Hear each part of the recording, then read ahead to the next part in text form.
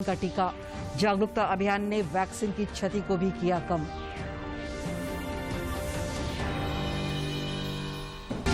छियासठ दिन बाद रांची में कोरोना से एक भी मौत नहीं। राज्य भर में मिले 302 नए संक्रमित, 615 लोग हुए स्वस्थ।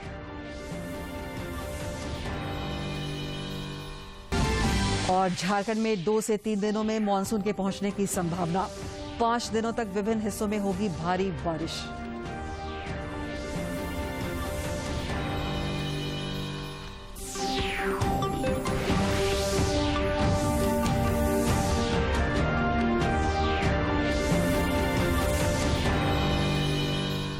नमस्कार, खबरें झारखंड में आपका स्वागत है। मैं हूं दिव्या। अब समाचार विस्तार से।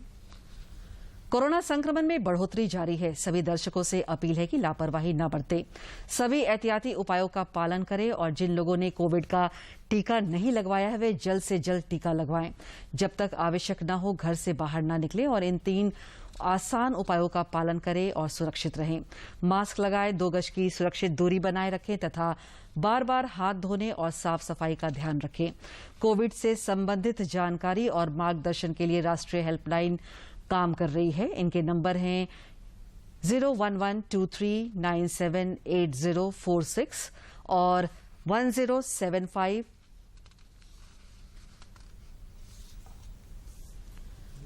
राज्य सरकार ने कुछ छूट और पाबंदियों के साथ स्वास्थ्य सुरक्षा सप्ताह की अवधि अगले 1 हफ्ते के लिए बढ़ा दी है। मुख्यमंत्री हेमंत सोरेन की अध्यक्षता में कल हुई आपदा प्रबंधन प्राधिकार की बैठक में 17 जून की सुबह 6 बजे तक स्वास्थ्य सुरक्षा सप्ताह की अवधि को बढ़ाने का निर्णय लिया गया। प्राधिकार के फैसले के तहत अब कपड़े, जूते, चप्पल और सैलून समेत सभी दुकानें अब खुल जाएंगे। वहीं होटल और रेस्टोरेंट पहले की तरह होम डिलीवरी ही कर सकेंगे। मालवाहक वाहनों पर रोक नहीं होगी। पहली बार स्वास्थ्य सुरक्षा सप्ताह के दौरान राज्य में शनिवार शाम 4 बजे से सोमवार की सुबह 6 बजे तक संपूर्ण लॉकडाउन लगा दिया गया है। इस दौरान फल और किराना सहित सभी तरह की दुकानें बंद रहेगी।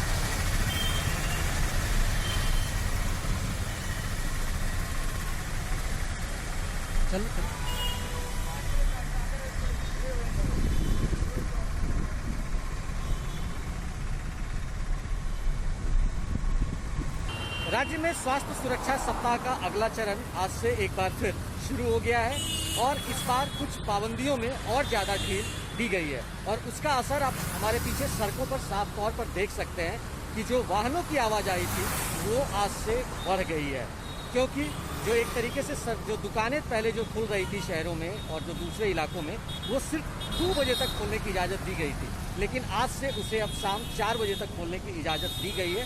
तो इस लिहाज से हम कह सकते हैं कि गहमा-गहमी बढ़ी है, लेकिन सरकार जैसे जो रेस्टोरेंट्स हैं, मॉल्स हैं, इन पर अभी भी पाबंदियाँ बरकरार रहेगी पुराने नियमों के अनुसार।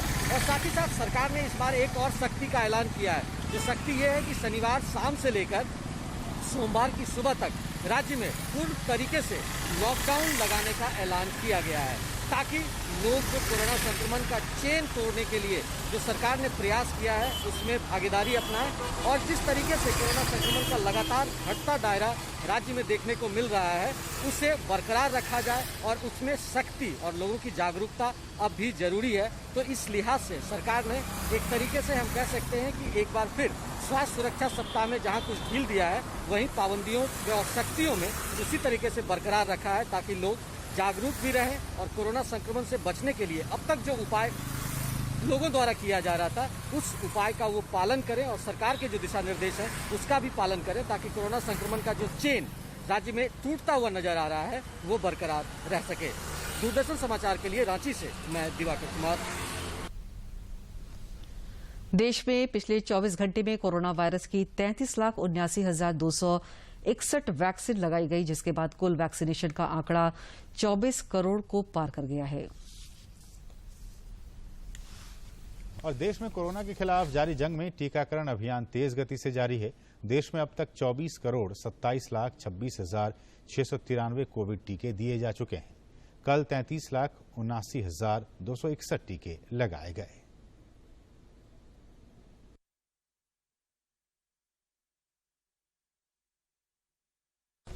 इधर झारखंड में कोरोना संक्रमण से बचाव को लेकर टीकाकरण अभियान को लगातार गति दी जा रही है। स्वास्थ्य विभाग के अनुसार 26 मई तक झारखंड में वैक्सीन कवरेज 40,12,142 था, जो 8 जून की सुबह बढ़कर 46,07,189 डोज के कवरेज तक पहुंच गया।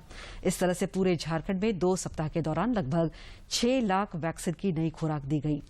वहीं टीकाकरण अभियान को और गति देकर वैक्सीन की क्षति को भी कम किया जा रहा है। राज्य सरकार वैक्सीन सेंटर में यह सुनिश्चित कर रही है कि वैक्सीन की क्षति न हो।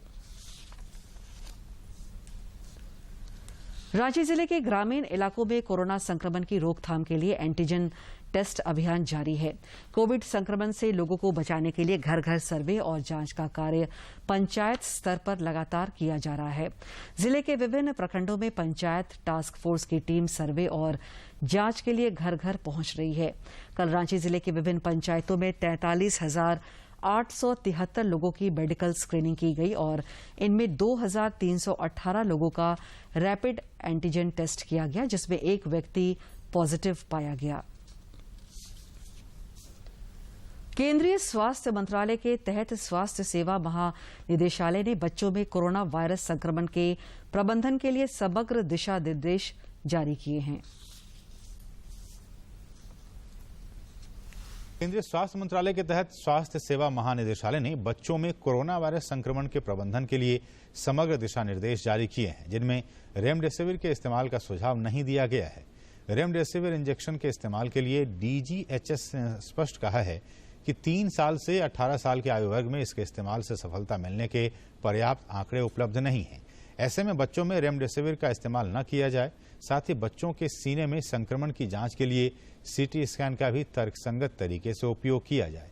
DGHS द्वारा जारी दिशा निर्देशों में यह भी कहा गया है कि संक्रमण के लक्षण मुक्त और हल्के मामलों में स्टेरॉयड दवाओं का इस्तेमाल हानिकारक है। इस दिशा निर्देशों में बच्चों की शारीरिक क्षमता को देखने के लिए 6 मिनट का वॉक टेस्ट लेने की सलाह दी गई है। बच्चों की उंगली में पल्स ऑक्सीमीटर लगाकर उनसे 6 मिनट तक लगातार टहलने को कहा गया है। पटना के एम्स में बच्चों के टीके पर हो रहे क्लिनिकल ट्रायल के दूसरे दौर का रजिस्ट्रेशन आज से शुरू हो रहा है। इस दौर में 6 से 12 साल के बच्चों पर परीक्षण किया जाएगा। पहले दौर में 12 से 18 साल के बच्चों पर क्लिनिकल ट्रायल किया गया। एम्स के मुख्य चिकित्सा अधीक्षक CM सिंह ने बताया कि रजिस्ट्रेशन के इच्छुक बच्चों के अभिभावकों के लिए एक मोबाइल नंबर 9471408832 जारी किया गया है। इस नंबर पर संपर्क करके रजिस्ट्रेशन की प्रक्रिया पूरी की जा सकती है। क्लिनिकल ट्रायल से मिले आंकड़ों का अध्ययन भारत सरकार द्वारा गठित डेटा सेफ्टी मॉनिटरिंग बोर्ड कर रहा है।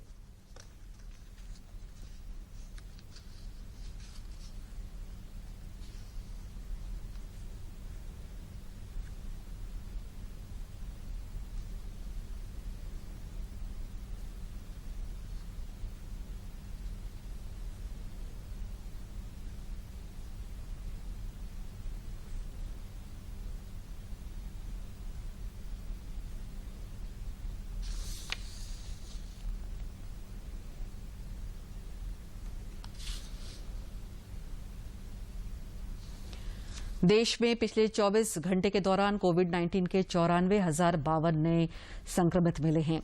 वहीं सक्रिय मरीजों की संख्या घटकर 11,67,952 रह गई है। कोविड की देश में कोरोना वायरस के दैनिक मामलों में लगातार गिरावट दर्ज की जा रही है। देश में आज तीसरे दिन लगातार 1 लाख से कम नए दैनिक कोरोना संक्रमण के मामले सामने आए। केंद्र सरकार और राज्य सरकार के प्रयासों से आज देश भर में 94,000 के करीब नए मामले सामने आए। स्वास्थ्य और परिवार कल्याण मंत्रालय के मुताबिक पिछले 24 घंटों में 94,052 नए मामले दर्ज किए गए।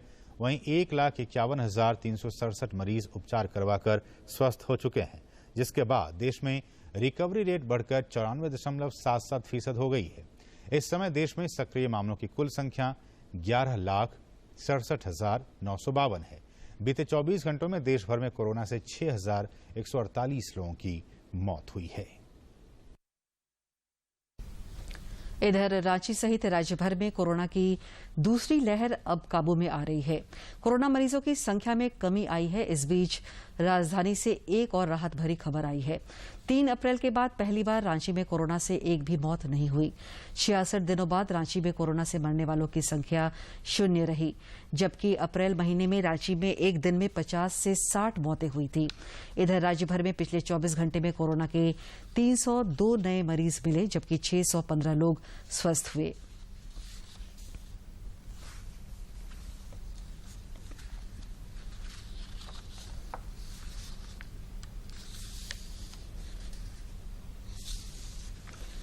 प्रधानमंत्री नरेंद्र मोदी की अध्यक्षता में आर्थिक मामलों की मंत्रिमंडलीय समिति ने विपणन सीजन 2021-22 की सभी निर्धारित खरीफ फसलों के लिए न्यूनतम समर्थन मूल्य बढ़ाने की मंजूरी दे दी है।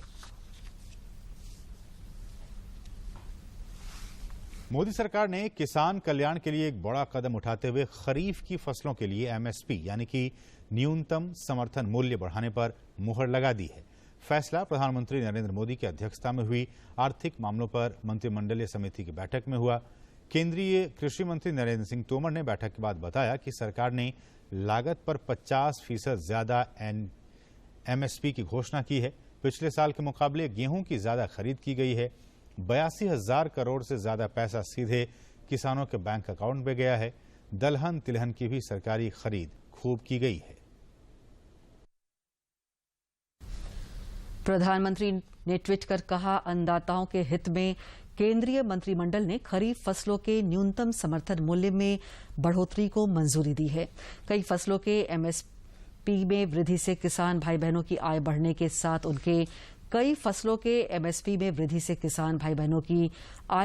साथ उनके जीवन स्तर में भी सुधार होगा। एमएसपी के फैसले को पीएम मोदी ने बेहद अहम बताया है। एक ट्वीट कर उन्होंने कहा कि अन्नदाताओं के हित में केंद्रीय मंत्रिमंडल ने खरीफ फसलों के न्यूनतम समर्थन मूल्य में बढ़ोतरी को मंजूरी दी है। कई फसलों के एमएसपी में वृद्धि से किसान भाई बहनों की आय बढ़ने के साथ साथ उनके जीवन स्तर में भी सुधार होगा। पति की लंबी आयु और अखंड सौभाग्यवती की कामना के साथ सुहागिन महिलाएं आज राज्य भर में वट वृक्ष के नीचे पूजा अर्चना कर रही हैं। जमशेदपुर के विभिन्न इलाकों में सुबह से ही वट वृक्ष के नीचे सुहागिन महिलाओं पूजा अर्चना करती नजर आईं। पंडित कुंदर कुमार झा का कहना है कि पौराणिक मान्यताओं के अनुसार सावित्री व्रत को सुहागिन महिलाएं पति की लंबी आयु और संतान प्राप्ति के लिए रखती हैं। वट सावित्री व्रत का जो प्रधान है हमारे यहाँ सनातन धर्म में सौभाग्य के लिए किया जाता है। जो स्त्रियां अपने सौभाग्य की लंबी आयु चाहती हैं उन्हीं के लिए किया जाता है। वट वृक्ष के नीचे पूजा अर्चना करने वाली एक दूसरे को सिंदूर लगाकर आशीर्वाद और शुभकामनाएं भी देती नजर आईं। महिलाओं ने बताया कि पति के दीर्घायु की कामना के लिए यह व्रत कर रही हैं। व्रत सावित्री और सावित्री का दिव्य आयु के लिए किया जाता है। इसमें सावित्री माता का व्रत करना है। जामताड़ा में भी सुहागिन महिलाओं ने भी वट वृक्ष को रक्षा सूत्र बांधकर अपनी पति की लंबी आयु एवं सुरक्षा की कामना की। सुहागिन महिलाएं कोविड-19 के दिशा निर्देशों का अनुपालन करते हुए पूजा अर्चना करती नजर आईं। ये महिमा बोला जाता है कि ब्रह्मा जी को इनमें पूजा जाता है और सावित्री सतवान का कहानी बोला जाता है। सावित्री जी जो अपना पति के लिए किए, यमराज से छुड़ा के लाए, इसी कहानी पर आधारित है। वट सावित्री पूजा है। ऐसे सावित्री ने सत्यवान की लंबी आयु के लिए किया, इसलिए हम लोग सभी महिलाएं अपने पति की लंबी आयु के लिए करते हैं। हिंदू धर्म में वट सावित्री व्रत का खास महत्व है और इस व्रत को महिलाएं बहुत श्रद्धा से रखती हैं। दूरदर्शन समाचार के लिए ब्यूरो की रिपोर्ट। उधर रामगढ़ जिले में भी सुहागिन महिलाओं ने उपवास रखकर वट वृक्ष में रक्षा सूत्र बांधकर अपने पति के दीर्घायु होने की कामना की। इस दौरान रामगढ़ की विधायक ममता देवी ने भी वट वृक्ष के नीचे पूजा अर्चना की और अखंड सौभाग्यवती होने का वर मांगा।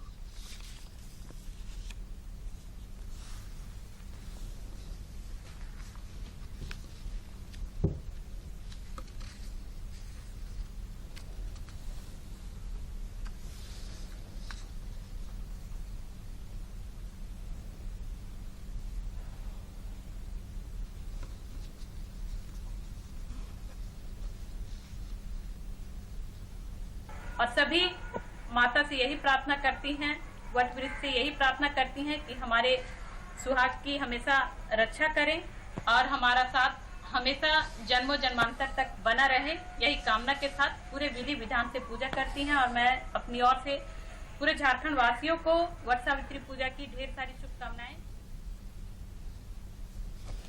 इस साल का पहला सूर्य ग्रहण आज लगने जा रहा है।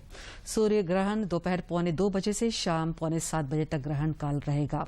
इस दिन दुनिया भर के कई देशों में रिंग ऑफ फायर का दुर्लभ नजारा भी दिखेगा। हालांकि यह ग्रहण भारत में कहीं नहीं दिखेगा। पहला सूर्य ग्रहण आज लगने वाला है। ये भारत के अरुणाचल प्रदेश और लद्दाख में ही आंशिक तौर पर दिखाई देगा। भारतीय समय के मुताबिक ये दोपहर 1:42 से शुरू होगा और शाम 6:41 पर खत्म हो जाएगा। वलयाकार सूर्य ग्रहण की घटना यूं तो साल में एक से अधिक बार होती है, लेकिन हर बार की तरह ही ये वैज्ञानिकों और खगोलीय घटनाओं में दिलचस्पी रखने वालों के लिए किसी अद्भुत नज़ारे से कम नहीं होती है।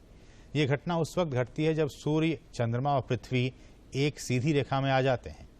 ऐसे में कुछ समय के लिए चंद्रमा पूरी तरह से सूर्य की रोशनी को रोक देता है। ऐसे में सूर्य ग्रहण होता है जब चंद्रमा के पीछे से धीरे धीरे सूर्य की रोशनी बाहर आती है, तो एक समय इसकी चमक किसी हीरे की अंगूठी की तरह प्रतीत होती है, जिससे वो रिंग ऑफ फायर भी कहा जाता है। जमशेदपुर के भुइयाडीह स्थित स्वर्णरेखा बर्निंग घाट में साफ सफाई की व्यवस्था को बेहतर बनाने के लिए विशेष पहल की गई है। जमशेदपुर के भुइयाडीह स्थित स्वर्णरेखा बर्निंग घाट में साफ सफाई को ध्यान में रखते हुए 19 लाख लागत से इंसिटर मशीन लगाया गया है। इस मशीन की सहायता से शमशान घाट को साफ रखने और नदी को प्रदूषित होने से बचाया जा सकेगा। आज यहाँ हम लोगों ने स्मार्ट डिकम्पोजिशन मशीन लगाए हैं, जो हम लोग बर्निंग घाट में कफन, पुआल इत्यादि अन्य सामग्रियाँ जो हम लोग नदी में फेंक देते थे या उसको कोई लोग अछूता समझ करके कहीं कुछ छूता नहीं था, वैसे सामग्रियों को हम लोग यहाँ डिकम्पोजिशन करेंगे और उससे राख बनाएंगे।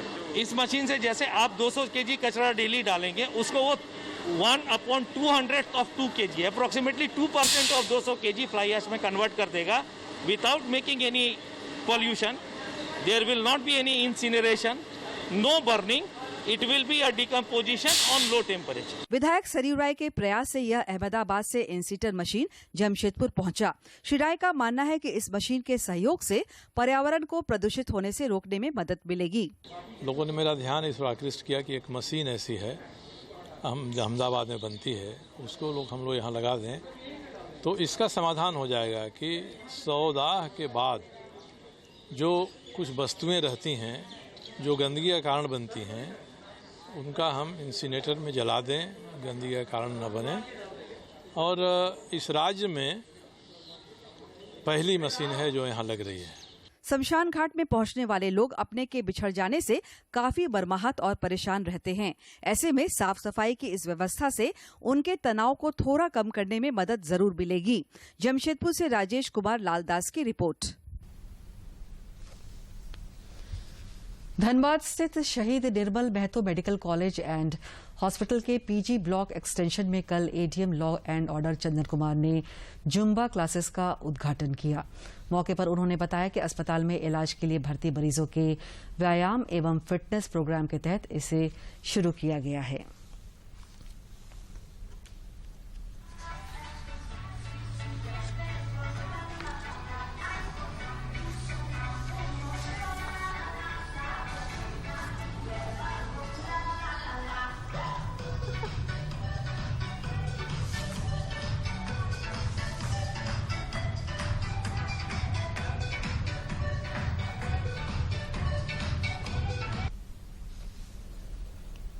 झारखंड में अगले 2-3 दिनों में मानसून की पहुंचने की संभावना है।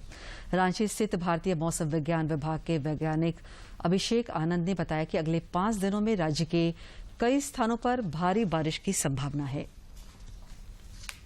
हल्के से मध्यम दर्जे की बारिश रिकॉर्ड की गई है और जो सबसे अधिक बारिश रिकॉर्ड की गई है वो बोकारो में 38.2 मिलीमीटर बारिश रिकॉर्ड की गई है। और तापमान की बात करें तो सबसे अधिक अधिकतम तापमान दुमका में रिकॉर्ड किया गया है। 39.3 डिग्री सेल्सियस तापमान दुमका में रिकॉर्ड किया गया है।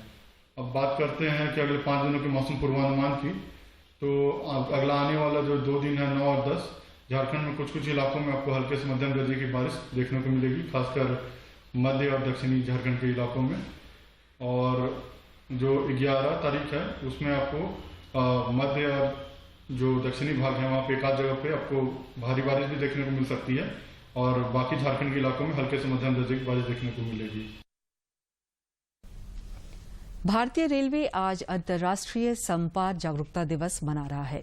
रेल मंत्रालय द्वारा क्रॉसिंग पर होने वाली दुर्घटनाओं को रोकने के लिए प्रत्येक वर्ष 10 जून को अंतर्राष्ट्रीय संपार फाटक दिवस मनाया जाता है। सुरक्षित बनाने के लिए कैबिनेट ने एक अहम फैसला लिया है और रेलवे अब अत्याधुनिक 4G स्पेक्ट्रम पर काम करेगी। इसके लिए उसका आवंटन भी बढ़ा दिया गया है। इससे न केवल रेल की संचार और सुरक्षा में सुधार बढ़ेगा, बल्कि उसकी गति भी बढ़ेगी। रेलवे में ऑटोमेटिक ट्रेन प्रोटेक्शन की व्यवस्था मजबूत की जा रही है।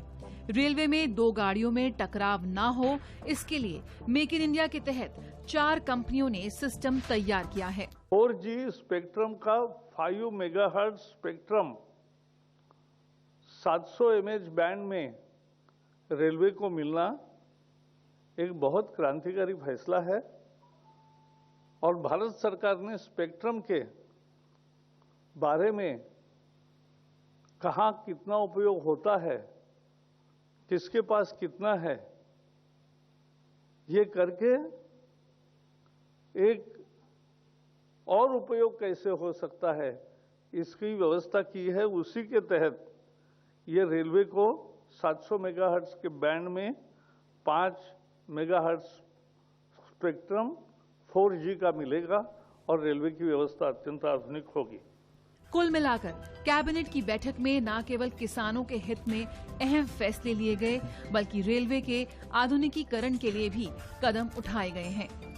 शैलेंद्र मिश्रा के साथ bureau report, DD news. Doordarshan Jharkhand पर पल पल की खबरों से जुड़े रहने के लिए आप हमारे social media platform Twitter, Facebook और यूट्यूब से जुड़ सकते हैं, क्योंकि खबरों से जितना बाखबर रहना जरूरी है, उससे ज्यादा जरूरी है सटीक, संतुलित और निष्पक्ष समाचार। हमारा ट्विटर हैंडल और फेसबुक पेज है डीडी न्यूज झारखंड। आप हमें YouTube channel Jharkhand DD news पर भी देख और सुन सकते हैं। सरकारी सहयोग और प्रशिक्षण प्राप्त कर जामताड़ा जिले की जागरूक महिलाएं हर क्षेत्र में दक्षता हासिल कर स्वावलंबी बनने में सफल साबित हो रही हैं।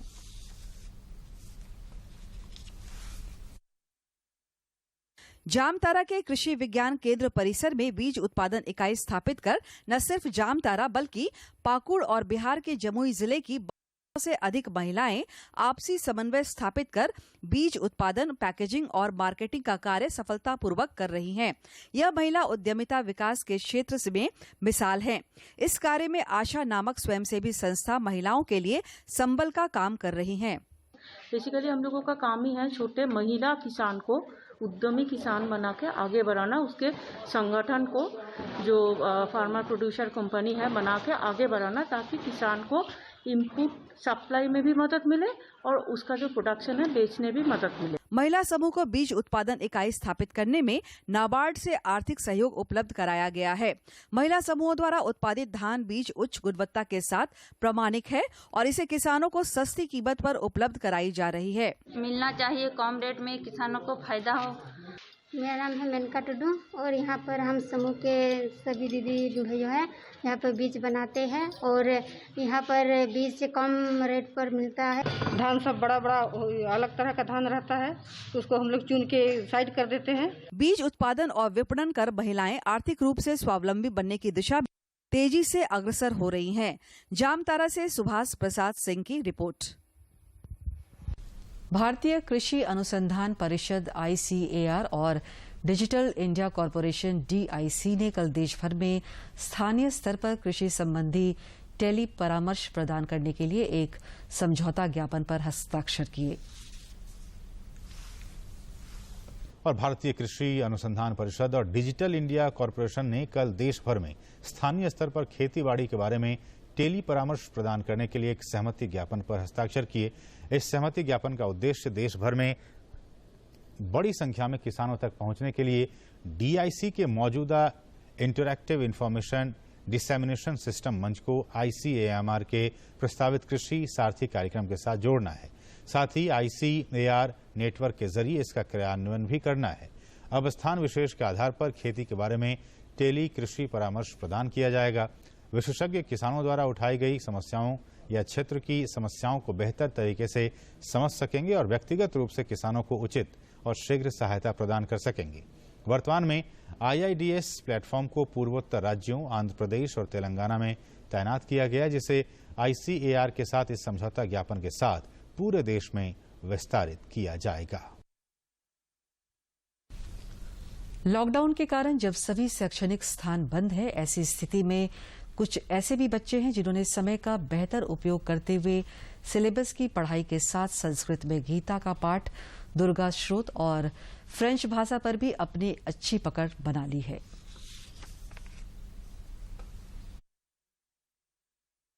आठवीं कक्षा की पढ़ाई कर रही रांची की रहने वाली आर्या सिन्हा ने लॉकडाउन में समय का बेहतर इस्तेमाल किया है। क्लास की पढ़ाई के साथ साथ आर्या सिन्हा ने गीता के बहुत सारे श्लोक, दुर्गा स्तोत्रम को कंठ कर लिया है। आर्या ने फ्रेंच भाषा में भी बातें करना शुरू कर दिया है। प्रथमोऽध्यायः धृतराष्ट्रमुवाच धर्मक्षेत्रे कुरुक्षेत्रे संवेतायुयुत्सवः मामका पाण्डवाश्चैव। Menci a sees a, elle finit a, echoes a. Manuel vi offrir a Cadion a Caroline, mais il ne sait pas que.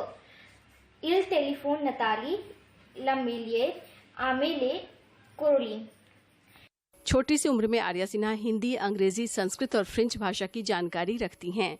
घर में रहते हुए आर्या सिन्हा पढ़ाई के अलावा अपने छोटे भाई के साथ जमकर खेल कूद भी करती हैं। लॉकडाउन में मैंने नॉवेल्स पढ़े और फिर योगा किया। मैंने अपने भाई के साथ बहुत सारा मस्ती किया और प्रैंक्स भी किए और पढ़ाई की।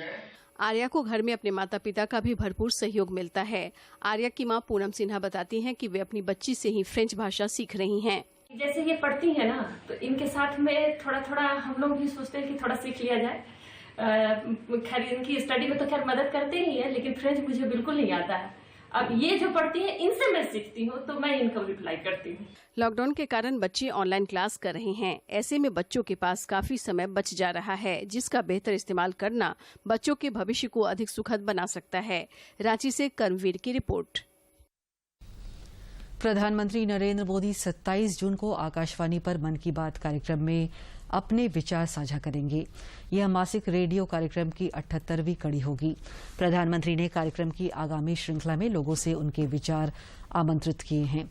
लोग नमो ऐप या माई GOV ओपन फोरम में अपने विचार साझा कर सकते हैं। वे टोल फ्री नंबर 1800-117800 पर भी डायल कर सकते हैं और प्रधानमंत्री के लिए अपना संदेश हिंदी या अंग्रेजी में रिकॉर्ड कर सकते हैं।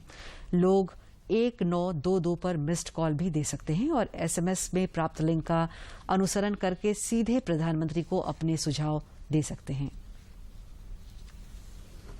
अंत में मुख्य समाचार एक बार फिर।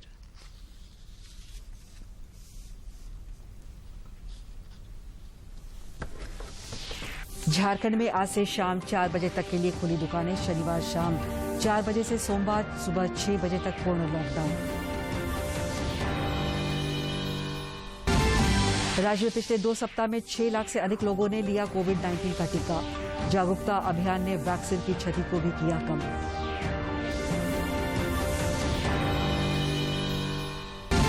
66 दिन बाद रांची में कोरोना से एक भी मौत नहीं।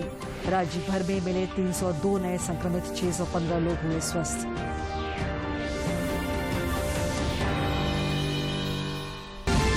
और झारखंड में 2 से 3 दिनों में मानसून के पहुंचने की संभावना। 5 दिनों तक विभिन्न हिस्सों में होगी भारी बारिश।